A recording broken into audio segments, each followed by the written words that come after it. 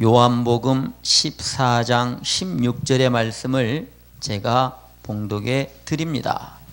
요한복음 14장 16절, 내가 아버지께 구하겠으니 그가 또 다른 보혜사를 너희에게 주사 영원토록 너희와 함께 있게 하시리니. 아멘. 제가 오늘 이 본문의 말씀을 가지고 여러분과 은혜를 나누고자 하는 말씀은 성령님의 사명입니다. 성령님의 사명. 많은 분들이 예수님이 이 땅에 오신 목적에 대해서는 잘 알고 계십니다. 요한복음 3장 16절이 성경의 열쇠입니다. 하나님이 세상을 이처럼 사랑하사 독생자를 주셨으니 이는 저를 믿는 자마다 멸망치 않고 영생을 얻게 하려 하심이라.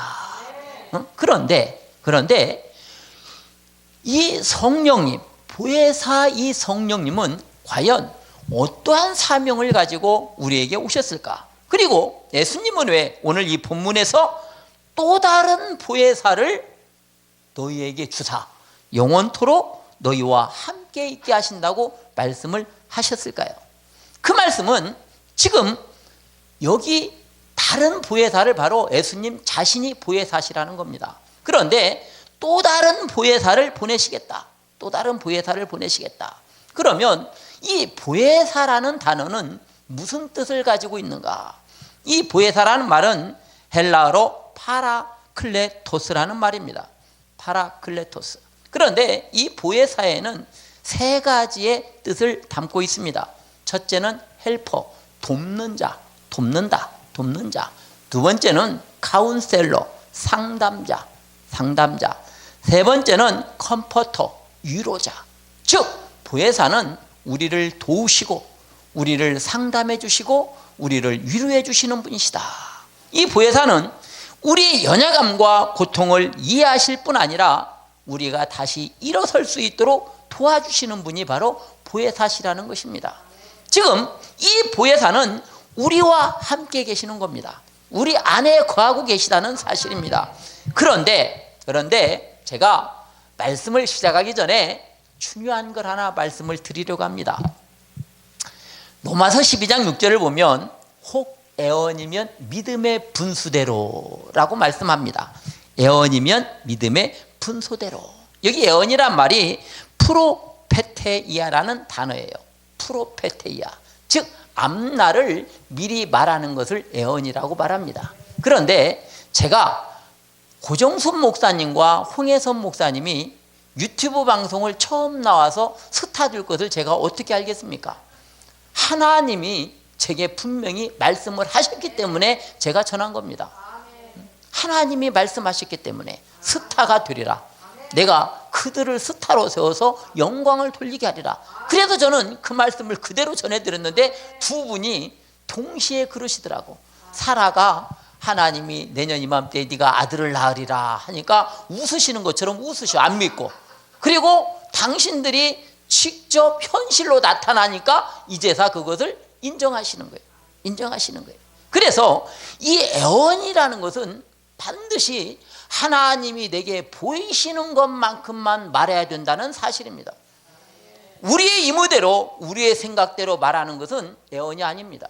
하나님이 나의 믿음의 분수대로 나에게 보여주신 분량만큼만 말할 수 있어야 된다는 사실입니다.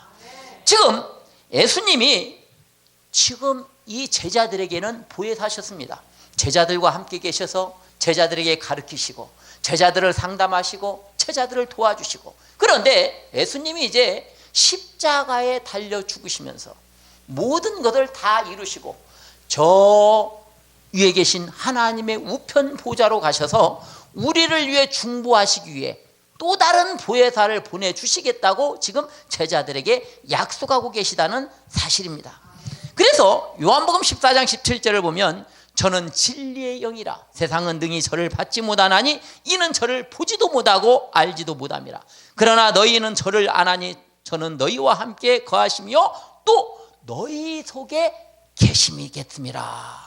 너희 속에 인유 너희의 마음속에 성령님이 계실 것이다. 성령님이 계실 것이다.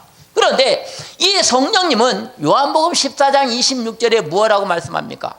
보혜사 곧 아버지께서 내 이름으로 보내실 성령, 그가 너희에게 모든 것을 가르치시고 내가 말한 모든 것을 생각나게 하시리라. 지금 보혜사 성령님의 가장 큰 사명이 지금 두 가지로 압축이 되어 있습니다. 첫째로 성령님은 무엇을? 지혜와 계시의 영으로서 너희들에게 모든 것을 가르쳐 주실 것이다. 가르쳐 주실 것이다. 지금 여러분이 잘 아시다시피 오순절 다락방에 성령의 역사가 임하기 전까지는 예수님이 제자들과 함께 계시면서 제자들에게 모든 것을 가르치시고 모든 것을 알려주시고 모든 것을 생각나게 해주셨습니다. 그런데 그 이유는 무엇이냐면 지금 제자들은 예수님의 가르침을 받았습니다. 그런데 지금 예수님이 떠나시고 나면 이 제자들이 얼마나 머리가 좋아서 이것을 다 기억하고 올바르게 전달을 하겠습니까? 지금 중요한 사실은 예수님께서 또 다른 보혜사를 우리에게 보내시겠다고 하신 그 첫째 이유는 무엇이냐면 하나님의 복음이 예수님을 통해서 제자들에게 전달된 그 복음이 훼손되지 아니하고 온전히 세상에 전달될 수 있도록 보혜사 성령이 함께 하신다는 사실입니다. 하나님의 복음은 1.1억의 가감도 없어야 되고 사람의 생각이 전해져서는 안 된다는 사실입니다. 그래서 보혜사 성령께서 지혜와 계시의 영으로서 너희에게 모든 것을 가르쳐 주실 것이다. 이사야 59장 21절에 보면 여호와께서 또 가라사대 또 내가 그들과 세운 나의 언약이 이러하니 곧 내 위에 있는 나의 스피리트 성령과 내 입에 둔 나의 말이 이제부터 영영토록 내 입에서와 내 후손의 입에서 떠나지 아니하리라 하시니라. 지금 예수님이 제자들과 사역을 마치시고 하나님의 우편 보좌로 가시며 또 다른 보혜사를 우리에게 보내셨는데 그 보혜사는 우리의 후손의 후손까지 영영토록 떠나지 아니하시고 함께 하시겠다고 이미 약속하고 계시다는 사실입니다. 약속하고 계시다. 그러면 여러분이 알아야 될 사실이 있습니다. 더 중요한 사실은 성령님이 내주하시는 성령이 계시고 임하시는 성령이 계시다는 사실이에요. 그러면 성령이 다른 성령이시냐? 아니, 그렇지 않다는 겁니다. 같은 한 성령이시되 이 성령이 하시는 일이 한 성령께서는 우리 안에 내주하시고 한 성령은 우리에게 임하시는데 그것을 뭐라고 표현하느냐? 내주하시는 성령을 스피리트 윗인이라고 말합니다. 스피리트 윗인, 내 안에 계신다. 그리고 임하시는 성령을 스피리트 어폰이라고 합니다. 스피리트 어폰. 자, 그러면 내주하시는 성령은 과연 어떠한 성령을 내주하시는 성령이라고 우리가 말하고 칭할 수 있는가? 사람이 그리스도의 구속의 은혜로 중생의 체험으로 새롭게 태어나면 그 사람의 몸 안에 내주하시는 성령님은 그 사람의 인격을 위한 것입니다. 믿는 사람, 그 사람을 위한 축복이라는 사실입니다. 바꿔 말하면 지금 우리가 세상에 살다가 예수 그리스도의 구속의 공로로 새로운 사람이 되었습니다. 새로운 피조물이 되었어요.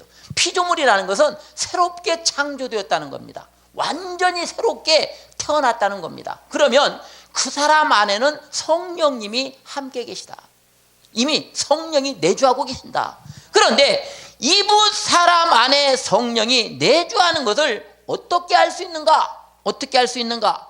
갈라디아 5장 22절에서 23절을 보면 분명히 성령이 내주하는 사람은 반드시 이 9가지 열매를 맺어야 된다라고 성경은 말씀합니다. 제가 갈라디아 5장 22절을 한번 봉독해 드립니다. 중요하기 때문에 갈라디아 5장 22절에서 23절을 보면 오직 성령의 열매는 사랑과 희락과 화평과 오래 참음과 자비와 양선과 충성과 온유와 절제니 이 같은 것을 금지할 법이 없느니라. 아멘. 지금 예수님은 무엇라고 우리에게 말씀을 하셨나요? 요한복음 5장 5절에 나는 나무요 너희는 가지라고 말씀합니다. 그러면 예수님 안에서 거듭난 우리는 열매를 맺어야 되는데 무슨 열매를 맺어야 되는가? 오늘 본문에서 말하는 9가지 성령의 열매를 맺어야 되는데 그 성령의 열매 중에 첫 번째가 사랑이라는 것에 주의하시기 바랍니다. 왜 사랑을 가장 먼저 말씀하셨을까요? 왜 사랑을 가장 먼저 말씀하셨을까? 첫 번째 열매는 사랑이었습니다. 지금 이 사랑은 아가페의 사랑을 말하는 겁니다. 이 세상에 있는 에로스의 사랑, 이런 우정의 사랑, 이런 사랑이 아니고 하나님의 마음, 하나님의 사랑을 말하는 겁니다. 하나님의 사랑을 말씀하고 있다. 그래서 요한복음 15장 5절에 나는 포도나무요 너희는 가지니 열매를 맺어라. 열매를 맺어라. 열매를 맺어라. 또한 요한일서 3장 14절에 우리가 형제를 사랑함으로 사망에서 옮겨 생명에 들어간 줄 알거니와 사랑치 아니하는 자는 사망에 거하느니라. 쉽게 말해서 그 사람이 거듭났는지 거듭나지 않았는지, 그 사람 안에 성령이 내주하는지 내주하지 않는지를 알 수 있는 가장 첫 번째 요건은 그 사람이 사랑을 품고 있느냐 없느냐입니다. 그 사람 마음속에 하나님의 사랑이 거하느냐 거하지 않느냐를 보면 그 사람에게 사랑 성령이 계신지 안 계신지를 판단할 수 있다는 사실입니다. 또한 로마서 5장 5절에는 성령으로 말미암아 하나님의 사랑이 우리 마음에 부은 바 되미니, 하나님의 사랑이 우리 마음에 부은 바 되었다. 부은 바 되었다. 그러면 지금 많은 이들이 새롭게 주님 안에서 회개하고 거듭나면 변화가 되어서 성령을 받습니다. 지금 이 성령을 우리는 내주하는 성령이라고 말씀할 수 있습니다. 그래서 사도행전 2장 38절에 베드로가 말하기를 가로되 너희가 회개하여 각각 예수 그리스도의 이름으로 세례를 받고 죄사함을 얻으라. 그리하면 성령을 선물로 얻으리니. 그런데 내주하는 성령 외에 임하시는 성령은 그러면 무엇을 임하시는 성령이라고 말하는가? 바꿔 말하면 임하시는 성령은 은사라고 표현할 수 있습니다.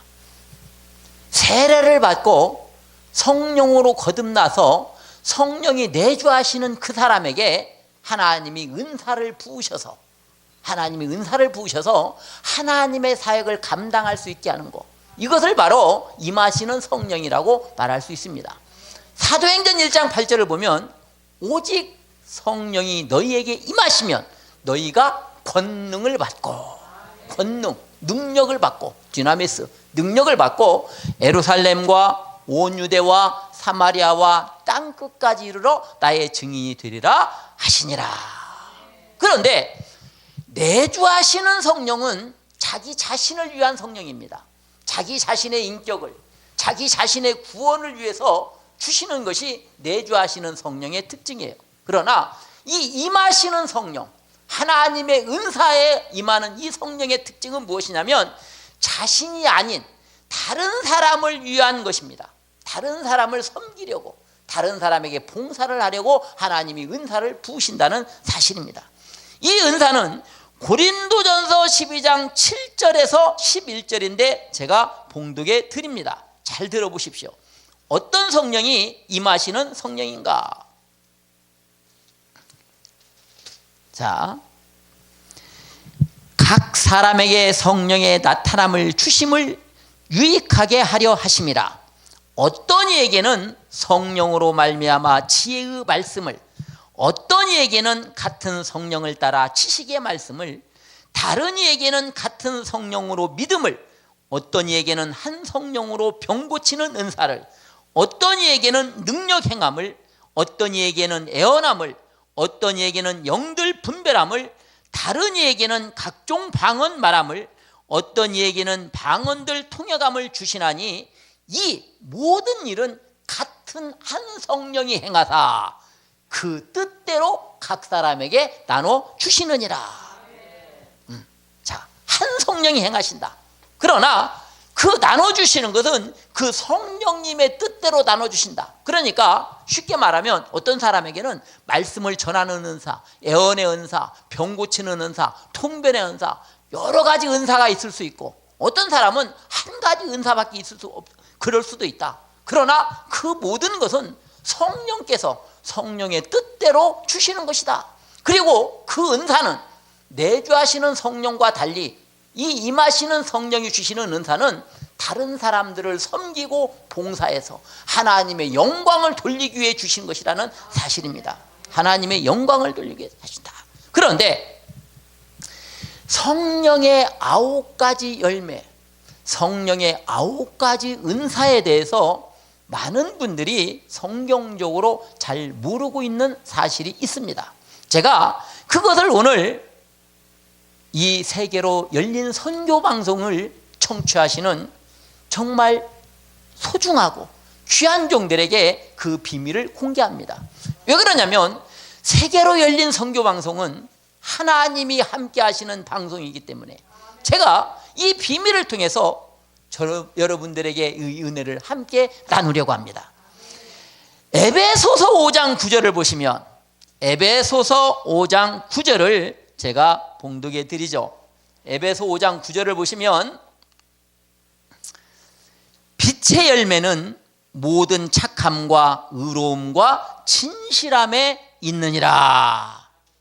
그런데 지금 우리 성경에는 빛의 열매라고 써 있는데 이 말의 헬라어로 호카르포스 투 포토스라는 말입니다. 바꿔 말하면 성령의 열매의 다른 표현입니다. 자, 이해가 가셨나요? 지금 무슨 말이냐면 9가지 성령의 열매나 9가지 성령의 은사에는 반드시 지금 이 빛의 열매, 성령의 열매가 함께 있어야 된다는 사실입니다. 모든 착함과 의로움과 진실함이 있어야 된다. 쉽게 말하면 병 고치는 은사, 예언의 은사가 있는데 이 사람이 진실하지 아니하다면 그 은사가 올바른 은사겠냐 이 말이에요. 그래서 성령의 열매는, 성령의 은사는 9가지가 아닌 12가지가 맞습니다. 성경에 저희가 신학적으로 수신학이라는 학문도 있고 성경을 여러 가지로 여러 각도에서 확인해 봐야 됩니다.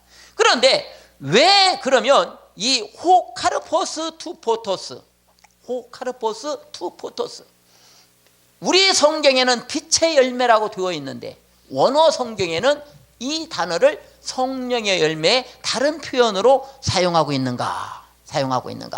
지금 이 말을 직역을 하면, 에베소 5장 9절을 직역하면 빛의 열매는 모든 선함과 의로움과 진실함에 있느니라. 진리에 있기 때문이다.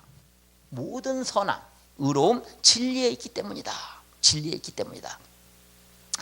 지금 이 12 숫자라는 숫자를 제가 설명해 드리면 많은 분들이 공감하실 수 있습니다.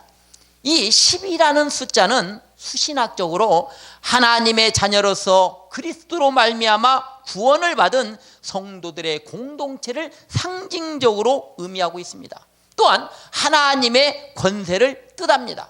여러분이 잘 아시는 야곱의 12아들을 생각해 보십시오. 이스라엘의 12지파를 말하죠. 모세가 가나안에 정탐꾼을 보낼 때 12지파에서 각각 한 명씩 12명을 뽑아서 보냈습니다. 또한 예수님의 12제자를 생각해 보시면 이해가 갑니다. 또한 요한계시록에 천국에 12문이 있고 12개의 진주가 있는데 또한 그들은 12명의 사도를 상징하고 있다는 사실입니다. 또한 천국에는 생명나무가 12가지 과실을 맺고 12달마다 열매를 맺는다.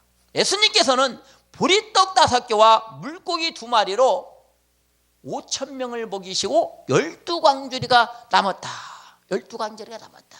지금 이 12광주리는 하나님의 능력을 나타내고 상징하고 있는 것입니다.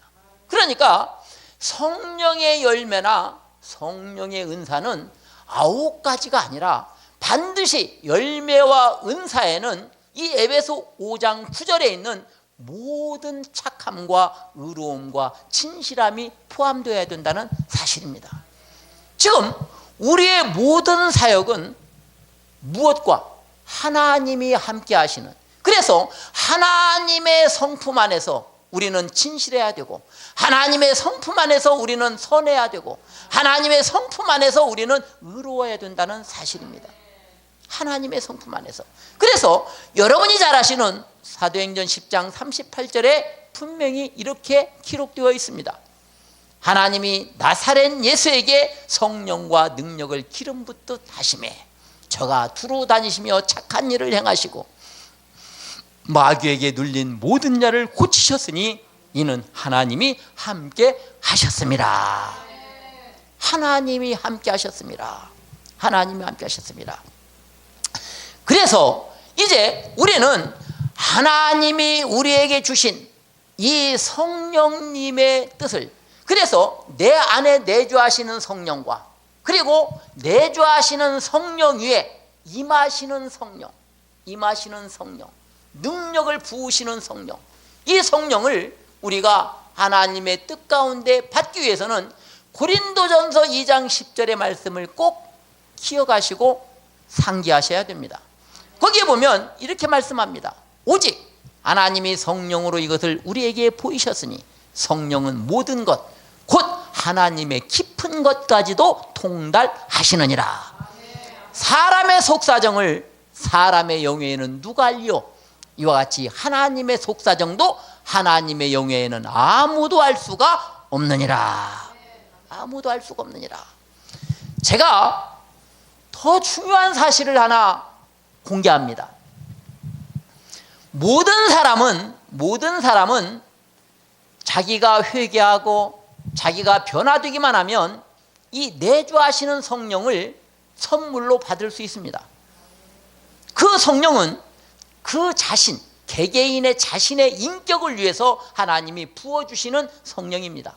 그러나 그 내주하시는 성령을 간직하고 하나님의 뜻대로 살고자 하는 종들에게는 하나님이 오늘 말씀하신 임하시는 성령의 능력을 기름 부으실 줄로 믿습니다.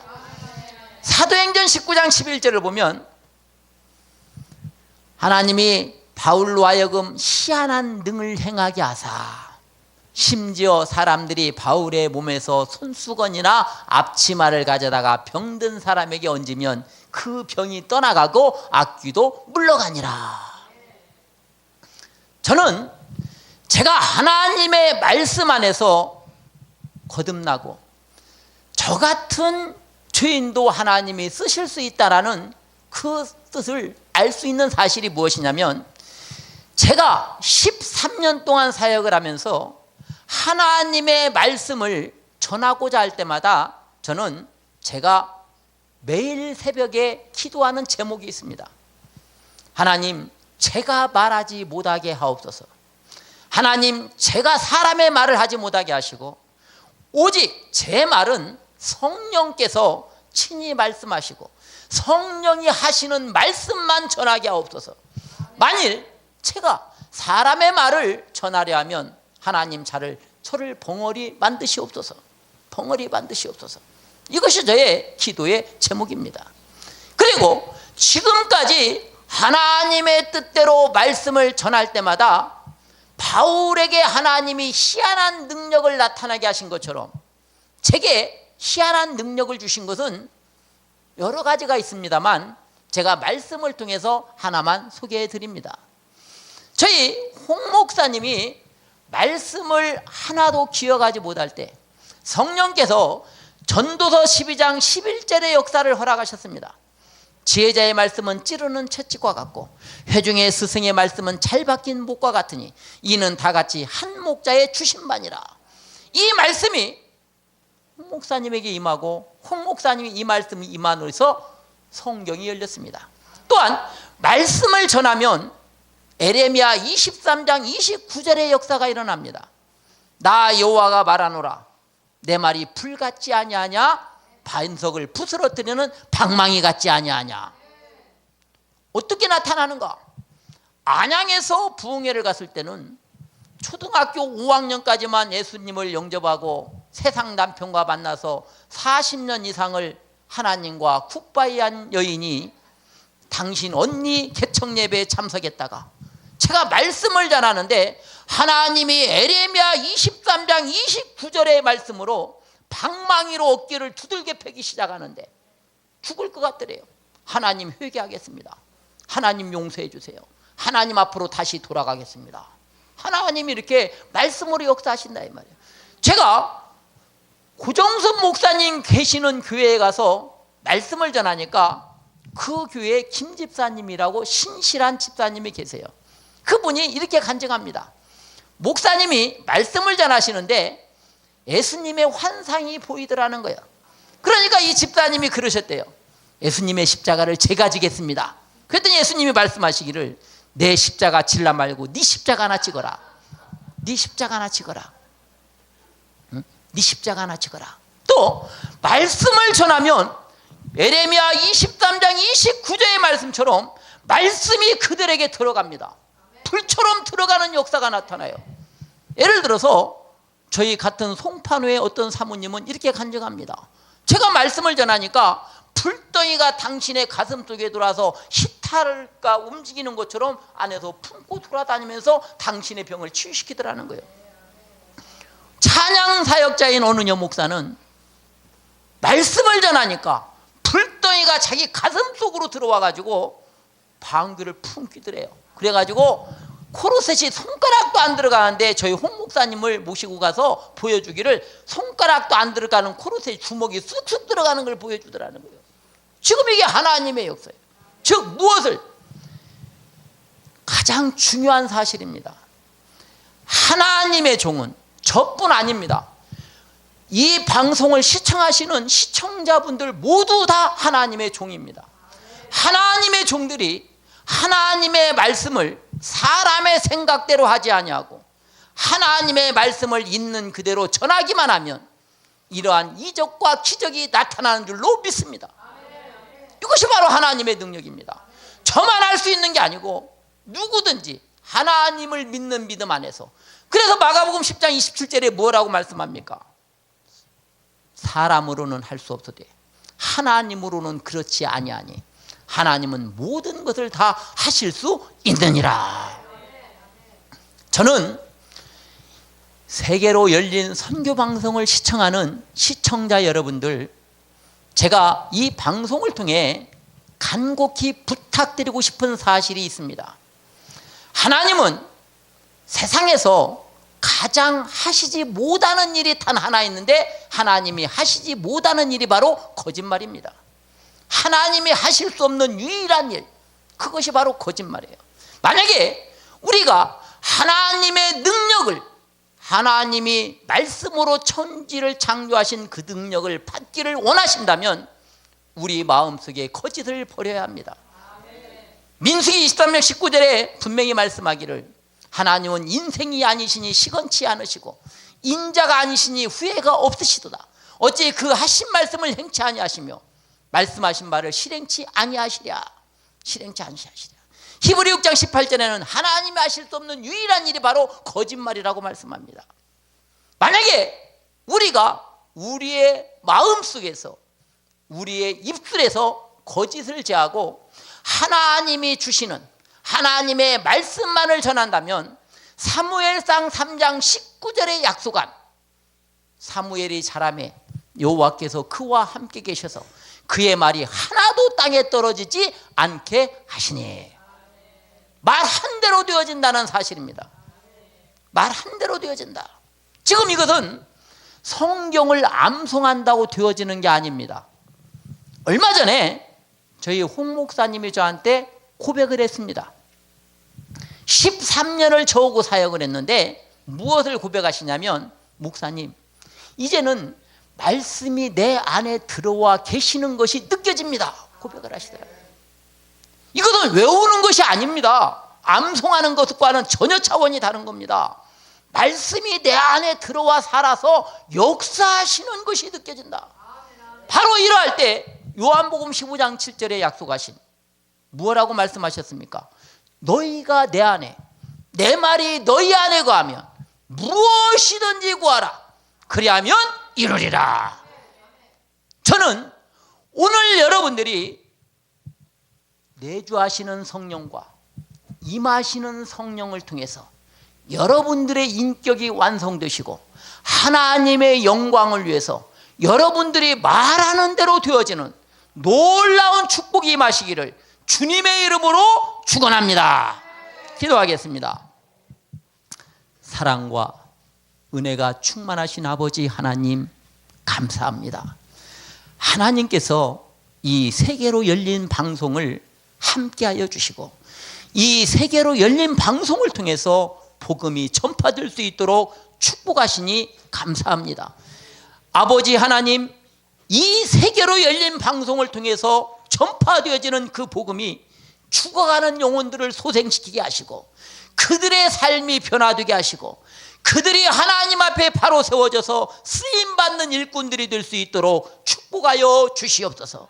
주님 함께 해주시기를 간절히 바라오며 예수님의 이름으로 기도드리옵나이다. 아멘. 이 시간에 반드시 내가 너를 축복하리라.